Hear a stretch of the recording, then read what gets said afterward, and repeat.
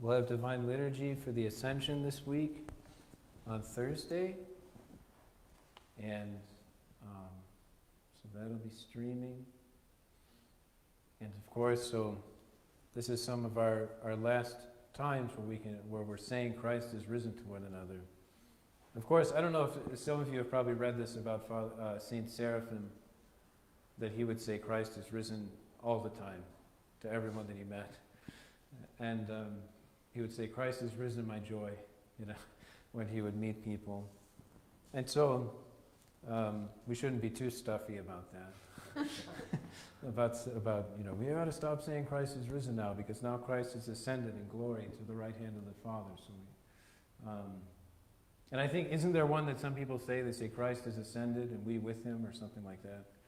But so I want to read a few things about the reopening of the parish and what to expect. And this will be a good opportunity, as long as the audio is clear, to clip this and send it out again to the parish. And I've been working on an email, so all of this is written down. It'll also go out in a written format. I'm starting to try and get used to the way that we're going to have to be when we come back to church for a while. And so you'll notice today that people are wearing masks. And then I wore a mask when I distributed Holy Communion. That's something that the metropolis has, in consultation with the vicars and the priests, he's recommended, or actually, instructed us really to do when we distribute Holy Communion. And it may be the case that I start wearing a mask more often, maybe through the entire service, and just like everybody else.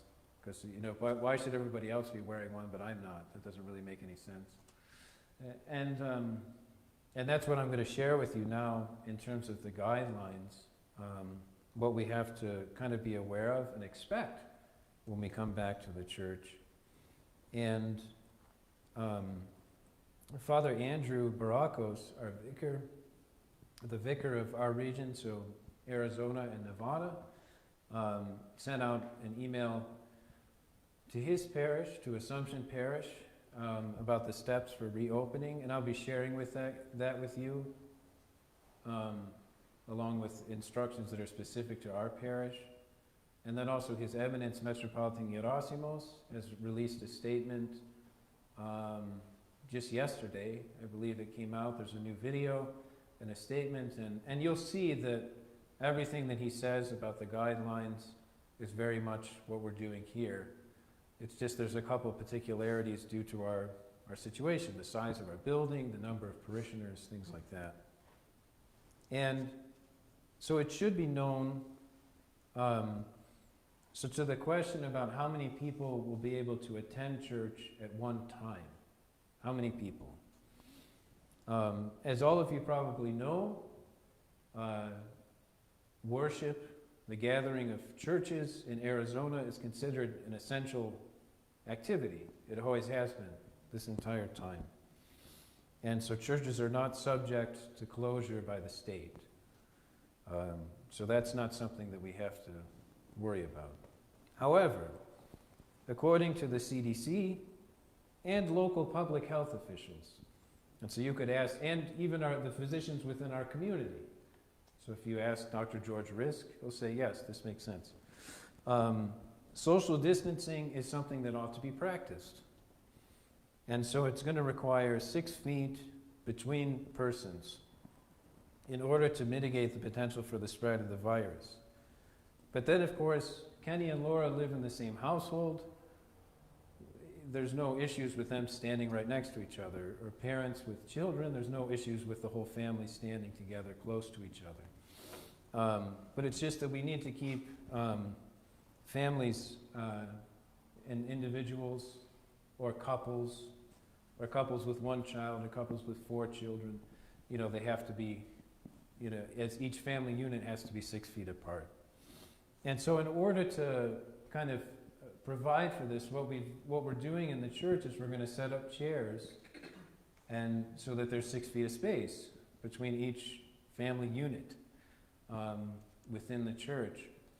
And when we do this, when we kind of measure and set things up appropriately within the building, it gives us space for about potentially around 40 people, 40 souls. So think if I use the term in my writing that 40 souls, so 40 bodies, 40 persons, and can be in the building at one time for the time being. However, that's a number, and you'll see that in the Metropolis Guidelines. The number of 40 is something that we're going to build up to. It's not where we start.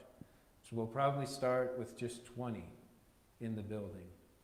And about 6 of those people have to be people that are ushers, the priest, the server, the chanter, and people that are helping to clean, kind of keep an eye on things and direct people.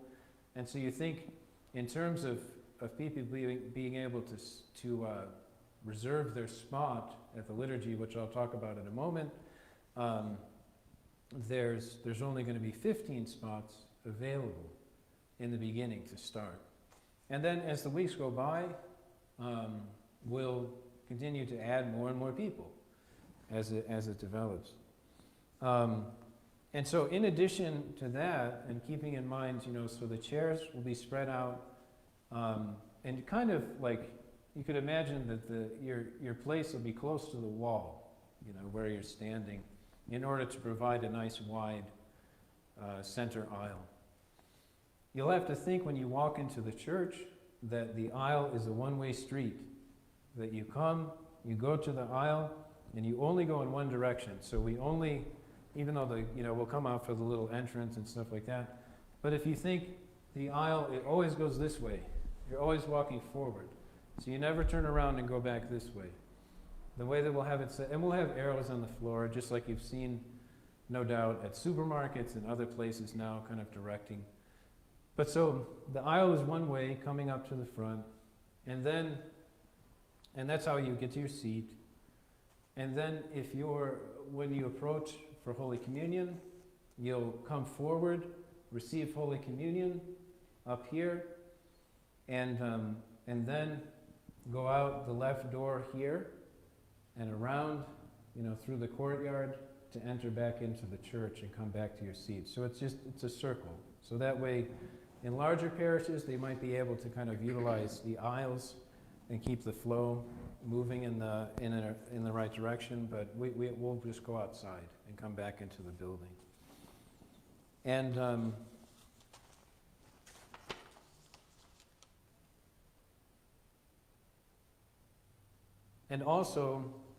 so I mentioned that, so attendance is going to be limited because of the space of our building. But what I intend to do, and I think what I'll do initially is we'll have a sign up online. We found I guess it's an application or a web application that's fairly easy to use. We did realize that we do need to add some instructions because it's not entirely clear how to use it. When you go on there, it's like you click something and it says sign up. So you click that and then nothing happens. Well, what you have to do is you click sign up, you scroll to the bottom and click submit. And then it'll ask you for your email, your phone number, how many people are coming, how many spots you're reserving. And the reason that, so I'm getting sidetracked, but the reason that we decided to use that format is because we tossed around the idea of doing it alphabetically, so dividing up the church into groups. But then we run into this issue where we may sign people up to come to liturgy as the parish council. We might make a decision, well, this is your Sunday, that we want that you can come to church. And then perhaps that person or that family doesn't want to come, And maybe they're not ready. Maybe they're uncomfortable. And then we've assigned them to come without even talking to them. So we didn't want to do that. And so it seemed like, and this seems to be across the board in the metropolis, that they're handling attendance through a system of reservation, so that people themselves choose that they want to come, and they choose the Sunday or the service that they'll come to, and then they come. And this avoids like a lot of other unintended, problems that we could have if we were to make decisions about this assigning people when they're going to come. And so that's how you'll kind of reserve your spot. In order to facilitate more people to be able to attend Divine Liturgy more frequently, I'm planning to offer Divine Liturgy, for us to offer Divine Liturgy on Saturday and Sunday. So twice a week, at least. And then, of course, there'll be feast days, as per usual, throughout the year. So this week we have the Feast of Ascension on Thursday. And so that's what we'll be doing in order to allow for more people to participate more frequently. If we do that, if we have a liturgy Saturday and a liturgy Sunday morning every weekend of the month, there shouldn't be any problems with every one of our parishioners being able to attend liturgy once a month, and likely more often than that. Given that some of our parishioners, even when there isn't a quarantine or a big global pandemic, they might only come once a month anyways, and so there may be even spaces that are available where people haven't signed up. And so what we plan to do, if there's a week, so let's say for example, we have Saturday and Sunday available, we've contacted the church and we say sign up for Divine Liturgy. And at that time we're allowing for 20 people, and only 10 have signed up. And you went to Divine Liturgy the week before that, and so you don't want to reserve a space again because that would take a space from somebody else. But what we'll do is we'll send out an email on Friday regarding the service on Saturday and let everybody know, hey, only 10 people signed up for Saturday. Even if you attended Divine Liturgy last week, feel free to sign up for this Saturday if you would like to. And so that's kind of the way that will work in terms of reserving spots for the Divine Liturgy. And I realize, like, all of this stuff, it's highly unusual, difficult, and so please, have pity on us, on myself as your priest, and on the parish council in figuring all of these, and trying to figure out the best way to do all these things.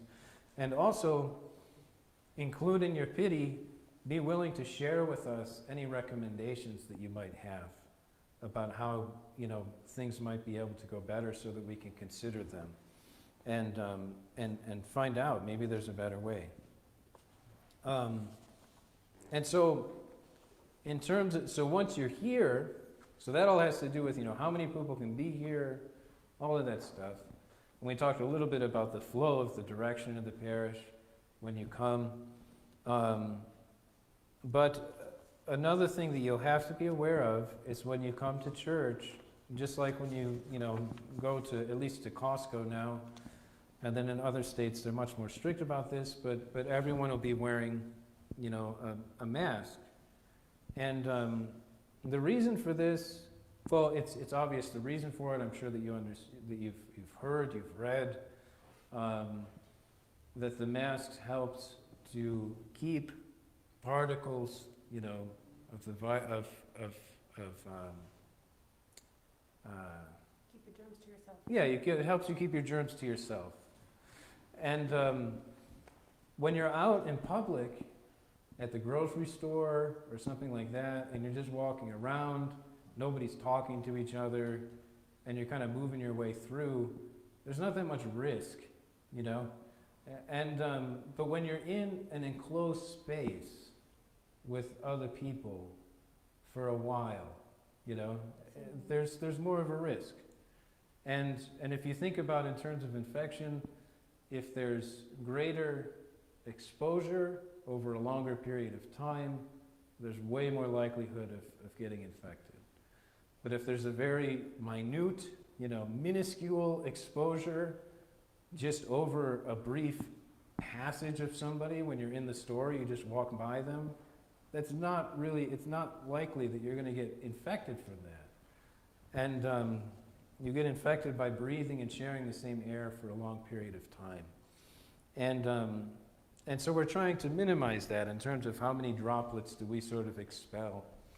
And so that's another thing. So people will have to ask people to wear masks, and then also we'll have to ask people not to sing, which just breaks my heart. It's a horrible thing. And but for the time being, that's the way it's going to have to be. You'll remember, and for all of us that are familiar with our community, you'll remember a time in February, I think. Yep. Was it February? Yeah.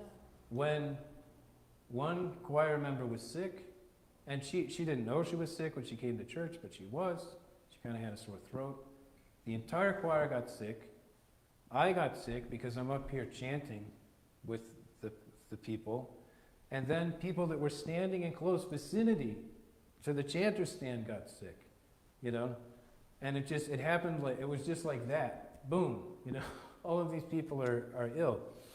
And so we have to be aware that that's part of how this, if you're singing, you're spitting everywhere. It's kind of gross to think about, but it's reality. That's what happens when you sing. And so we have to be mindful of that. So I was a bit concerned about chanters wearing masks because I didn't want anything to obstruct their breathing, but it seems like it was okay. Yeah. It's okay. Yeah. Ty and Ben tried it last night, and it seems to be okay. And so we talked about the masks, and then also all of the other kind of behaviors that we had in place before the parish had to kind of really restrict its attendance. So all of the other behaviors about sanitizing your hands, not kissing the icons, all of that stuff just remains from earlier. And so hopefully that gives some kind of clarity about what you can expect when you come to church. If people don't have masks, we have purchased some to provide for people when they come to the church, if they don't happen to have one. And then also one of the final things is that before coming in we have some kind of thermometer that's touchless, just to take a quick temperature. If any of you have been to the doctor recently or to the hospital, I think you know that these are have become standard procedures for people, and so we'll be doing that for a while. I don't know how long. There's not really a deadline about how long these type of things will last. You'll see when I share with you Father Andrew's letter that he's trying to be, as our vicar in this region, he's trying to be very mindful of the fact that information is constantly changing, and not to make any decisions too hastily, because we don't know what's going to be said 3 weeks from now. And so he really emphasized in his letter that it's very necessary to err on the side of caution with all of these things. And we err on the side of caution because we're concerned about our parishioners and about their families and about the people that we love and have these deep relationships with. And so we need to be mindful of all of these things. And so I'll be, like I said, we'll be sharing this video again, and I will, these things are written down so I can send them to the parish, and in a written format as well. And then also one final thing in terms of signing up. we are aware that there's a couple individuals in our community who don't have access to the internet, or maybe don't even have an email account. And so what we're planning to do is we'll contact those people directly and sign up for them, you know, to be able to come to attend liturgy when they desire to. How is it going to affect Vespers? Like, is there a restriction on who can come? Right. So in terms of Vespers on Saturday nights, which is, you know, I love Vespers on Saturday nights. It may be the case that we have to stop Vespers in the church for a while, because part of what we have to do, and this is kind of background information, you can see it in the plan for the metropolis, but we don't need to talk with everybody about it all the time. But the parish council has to make sure that there's individuals assigned to clean the church, to make sure the church is clean and sanitized before every service, and then to clean it afterwards. And so the more services that we have, the more of that starts to become a big burden. And so I'm trying to figure that out. So basically in terms of whether we'll serve Vespers on Saturday here, there hasn't been a decision yet about how we're going to handle that. So it's a work in progress. We have to figure it out. So, That applies to Wednesday too? Wednesday isn't as big of a deal because there's several days of absence. And so if you think we'll have Divine Liturgy Sunday, and there'll be cleanup immediately after following Divine Liturgy. If we had Vespers Wednesday, there would be a cleanup again on Friday anyways. Ellen Wynn and Loretta Joya, sometimes Liz and Lunsford, they come here every Friday to clean anyways. And so we'd be able to Wednesday would be able to work. It would get tricky if we were having Saturday liturgy, Saturday Vespers, Sunday liturgy. Could be too much. So. And Father, did you say when this is going to begin? Okay, so this is the plan. So this is what we're pulling together now, is this plan. I'm hopeful that we'll be able to do this very soon. But there's different factors that come into play. And I know that we'll be able to complete all of the steps in terms of we'll be able to have in place everything that we need. You know, our whole plan will be done, we'll be ready, and we'll submit that to Father Andrew, our vicar, for approval. But it's possible that he could say no. And so we have to be aware of that, you know. It's not necessarily likely, but it's possible. And that would depend on how things go, because we'll probably, I would assume the parish, in terms of what we've accomplished so far, I feel like we'd be able to complete everything we need to do by the end of this coming week. And so, you know, and we could submit the plan. And so, you know, but then in the coming week, it could be the case, which many people are concerned about, that the cases of coronavirus continue to rise in Prescott. And so being attentive to that could be something that ends up setting us back, you know. Like I said, I hope not, I pray not, but that's possible. So we have to be aware, you know, that's a reality. And so, yeah. Yeah, so we're just getting the information out, the plans kind of Right. finalized and hopefully Right. approved. So we're going to do everything that we need to we're going to accomplish everything that we need to accomplish and have the plan ready and be ready to go. But it's still the case that we could submit that and then no dice, you know, it's not happening. And so that's not entirely our decision. So, and so I hope that kind of is, I hope that's informative. Mm-hmm. And helpful for people to think about.